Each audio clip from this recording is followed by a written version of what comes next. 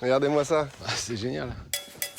Sa carte maîtresse, cette maison de 300 mètres carrés, avec son immense jardin et sa piscine. Construite au tout début du projet, elle est vendue 1 200 000 €. Bon, la piscine est top, là, c'est vraiment... Donc c'est une piscine qui fait 2,50 m par 15 mètres. Donc effectivement, on a de quoi s'amuser. Bon, on va se baigner maintenant?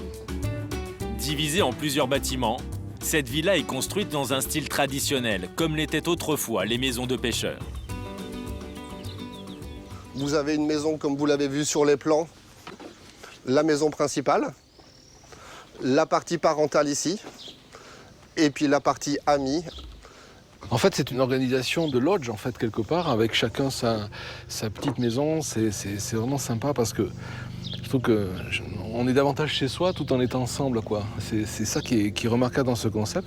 Donc je vous laisse découvrir la pièce principale qui va faire aux alentours de 80 mètres carrés de pièces à vivre, avec sa fameuse charpente apparente, ce qui donne vraiment un premier charme, un premier effet ouah quand on rentre. À l'intérieur, la décoration à la fois dépouillée et raffinée séduit l'architecte. Au total, la maison compte 5 chambres ultra luxe, construites là encore, dans l'esprit de la région. Donc là, vous arrivez sur une première chambre qui va faire 45 mètres carrés. Ici, le mobilier est fait en maçonnerie. On construit en dur. C'est voilà, un choix esthétique avant tout, mais aussi technique, puisque c'est très portugais de vouloir encastrer. Ils n'aiment pas rajouter les armoires. On a tenu à garder ce style, et ce style, pour nous, nous démarque nos concurrents. Le Français est conquis. Il s'imagine déjà dans cette villa de rêve. C'est un peu magique, en fait. On se sent bien tout de suite, justement parce qu'il y a une authenticité, il n'y a pas de tape à l'œil, il y a une discrétion absolue. Vous voyez déjà dans cette maison là? Ah, absolument, oui. Complètement.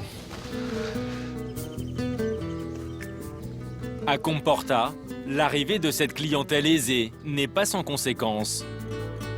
Le petit village est en pleine transformation. L'église est devenue une banque. Des boutiques de mode hippie chic envahissent la place centrale, sous les yeux hagards des habitants. Et même les restaurants locaux revoient leurs cartes.